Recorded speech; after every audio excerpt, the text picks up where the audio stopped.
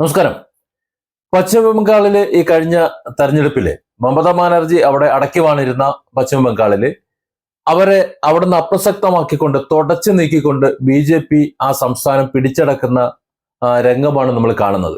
എന്നാൽ ഇതിനു മുമ്പ് ചർച്ചയായതും വിവാദമായിട്ടുള്ള പല കാര്യങ്ങളും EVM എന്ന ഒരു സംവിധാനത്തെ ദുരുപയോഗം ചെയ്തുകൊണ്ട് ജനാധിപത്യത്തെ അട്ടിമറിച്ചുകൊണ്ട് ജനാധിപത്യത്തെ ചുട്ടുകരിച്ചുകൊണ്ടാണ് ഇവിടെ രാഷ്ട്രീയം കളിക്കുന്നതെന്നും അങ്ങനെയാണ് ചിലരൊക്കെ ഇവിടെ അധികാരത്തിൽ എത്തുന്നത് എന്നും അല്ലാതെ ജനങ്ങൾ വോട്ട് ചെയ്തിട്ടല്ല എന്നും പ്രതിപക്ഷ കക്ഷികളും മറ്റു ചിലരുമൊക്കെ വിവാദപരമായിട്ടുള്ള ആരോപണങ്ങൾ ഉന്നയിച്ചിരുന്നു.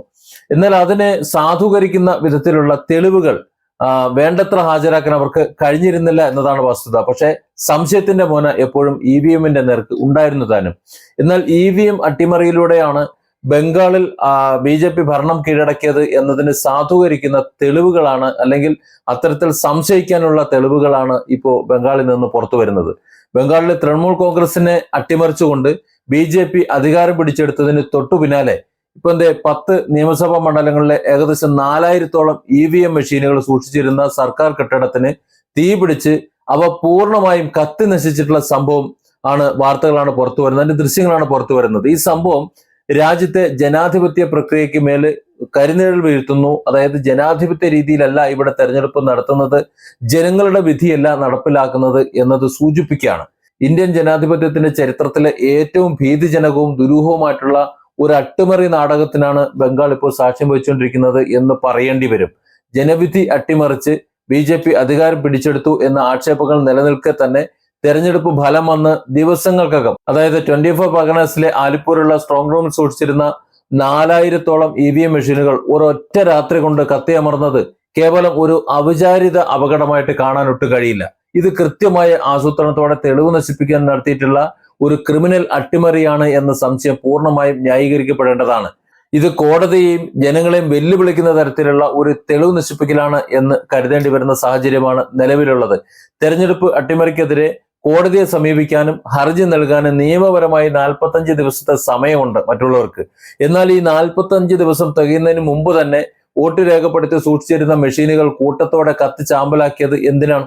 ബംഗാളിലെ തെരഞ്ഞെടുപ്പിൽ അട്ടിമറി നടന്നിട്ടുണ്ടോ എന്ന് ഒന്ന് പുനഃപരിശോധന നടത്താനുള്ള എല്ലാ നിയമപരമായിട്ടുള്ള സാധ്യതകളെയുമാണ് ഈ തീപിടുത്തത്തിലൂടെ BJP സർക്കാർ ചാരമാക്കി കളഞ്ഞത് എന്ന് പറയേണ്ടി വരികയാണ്.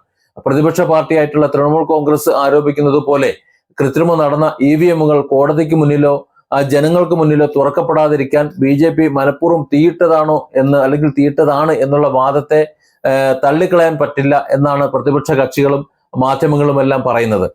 ഒരു വശത്ത് EVMകൾ കത്തിയമരുമ്പോൾ മറുവശത്ത് തെരഞ്ഞെടുപ്പ് പ്രക്രിയയുമായി ബന്ധപ്പെട്ട CCTV ദൃശ്യങ്ങൾ നിശ്ചിത ദിവസത്തിനുള്ളിൽ നശിപ്പിക്കണം എന്നുള്ള വിചിത്രമായ നിയമങ്ങൾ നിർമ്മിക്കപ്പെടുന്നതാണ് ഇതിനോട് കൂട്ടിച്ചേർത്ത് വായിക്കേണ്ടത്. ഒന്ന് ആലോചിച്ച് നോക്കൂ. വോട്ടർമാരുടെ സ്വകാര്യത സംരക്ഷിക്കാനെന്ന പേരിലാണ് ഇതൊക്കെ ചെയ്യുന്നത്. വോട്ടിംഗ് കേന്ദ്രങ്ങളിലെ ദൃശ്യങ്ങൾ സൂക്ഷിച്ചു വെക്കാൻ കഴിയില്ല എന്ന മുഖ്യ തെരഞ്ഞെടുപ്പ് ഓഫീസറുടെ ന്യായീകരണം ഇത്തരത്തിൽ വോട്ടർമാരുടെ വിവരങ്ങൾ അവരുടെ സ്വകാര്യതയാണത്രേ. ക്യൂ നിൽക്കുന്നതൊക്കെ സ്വകാര്യത എന്നാണ് പറയുന്നത്. പരസ്യമായിട്ട് നിൽക്കുന്നതൊക്കെ ആയിരക്കണക്കിന് അല്ലെങ്കിൽ 100 പേർ നിരന്ന് നിന്ന് വോട്ട് ചെയ്യുന്നത് അവർ സ്വകാര്യമാണത്രേ. അവരുടെ വോട്ട് ചെയ്യുന്ന ആ രംഗം ആണ് സ്വകാര്യത എന്ന് പറയുന്നത്. അതാകട്ടെ വീഡിയോ ദൃശ്യം എടുക്കുന്നുമില്ല. മുഖ്യ തെരഞ്ഞെടുപ്പ് ഓഫീസറുടെ ന്യായീകരണം വെറും പരിഹാസ്യമാണ് എന്നല്ലാതെ പറയാതിരിക്കാൻ വയ്യ. അട്ടിമറികളുടെ ദൃശ്യങ്ങൾ പുറംലോകം കാണാതിരിക്കാൻ വേണ്ടി ഭരണകൂടം മുൻകൂട്ടി തയ്യാറാക്കിയ തിരക്കഥയുടെ ഭാഗമാണ് ഈ സംഭവങ്ങൾ എന്നേ പറയാൻ പറ്റുള്ളൂ. ഇത്രയും വലിയ ഒരു ജനാധിപത്യ ധ്വംസനം നടന്നിട്ടും കേന്ദ്ര ഭരണകൂടമോ തെരഞ്ഞെടുപ്പ് സംവിധാനങ്ങളോ തെരഞ്ഞെടുപ്പ് കമ്മീഷനോ കൃത്യമായ മറുപടി നൽകാൻ തയ്യാറാകാത്തത് അവരുടെ കുറ്റകരമായിട്ടുള്ള പങ്കാളിത്തത്തെയാണ് സൂചിപ്പിക്കുന്നത്. 10 മണ്ഡലങ്ങളിലെ ജനവിധി സൂക്ഷിച്ച കെട്ടിടങ്ങളിൽ ഉണ്ടായ തീപിടുത്തത്തെക്കുറിച്ച് അടിയന്തരമായ ജുഡീഷ്യൽ അന്വേഷണം പ്രഖ്യാപിക്കേണ്ടതിന് പകരം ഇപ്പോ ചെയ്തുകൊണ്ടിരിക്കുന്ന നിശബ്ദത, അല്ലെങ്കിൽ ഇപ്പോൾ മിണ്ടാതിരിക്കുന്ന നിശബ്ദത അതീവ ഭയപ്പെടുത്തൽ, ജനാധിപത്യത്തെ മേലുള്ള ഒരു ഭയപ്പെടുത്തൽ തന്നെയാണ്. EVM മെഷീനുകളുടെ വിശ്വാസ്യതയെക്കുറിച്ച്, തെരഞ്ഞെടുപ്പ് പ്രക്രിയയിൽ EVM മെഷീനുകളുടെ വിശ്വാസ്യതയെക്കുറിച്ച് കഴിഞ്ഞ ഒരു പതിറ്റാണ്ടായി രാജ്യത്ത് കടുത്ത ആശങ്കകൾ നിൽക്കുന്നുണ്ട്. ആ ആശങ്കകളെ ദൃഢമാക്കുന്നതാണ് ബംഗാളിലെ ഈ സംഭവം എന്ന് പറയാതിരിക്കാൻ വയ്യ. വോട്ടുകൾ രേഖപ്പെടുത്തിയ മെഷീനുകൾ കത്തിച്ചും CCTV ദൃശ്യങ്ങൾ മായ്ച്ചു കളഞ്ഞും അധികാരം നിലനിർത്താൻ ശ്രമിക്കുന്ന ഇത്തരം ഫാസിസ്റ്റ് നീക്കങ്ങൾ ഇന്ത്യൻ ജനാധിപത്യത്തിന്റെ മരണമണിയാണ് മുഴക്കുന്നത് എന്ന കാര്യം ഓർക്കേണ്ടതാണ്. അത് ജനം ചിന്തിക്കേണ്ടതുമാണ്, സംസാരിക്കേണ്ടതുമാണ്. ജനവിധി EVM പെട്ടികളിലല്ല, മറിച്ച് തീപ്പൊരികളിലാണ് അവസാനിക്കുന്നതെങ്കിൽ ഈ രാജ്യത്തെ തെരഞ്ഞെടുപ്പ് പ്രക്രിയയിൽ ജനങ്ങൾക്ക് എങ്ങനെയാണ് വിശ്വാസമുണ്ടാകുക, ജനങ്ങൾക്ക് എന്താണ് പങ്ക് എന്ന് ചിന്തിക്കേണ്ടി വരികയാണ്. ഇതിനെതിരെ ശക്തമായ ജനകീയ പ്രതിരോധം വരണം, ജനകീയ പ്രക്ഷോഭങ്ങൾ വരണം, നിഷ്പക്ഷമായ അന്വേഷണം വരണം, ജനാധിപത്യ രീതിയിലുള്ള തെരഞ്ഞെടുപ്പ് വരണം.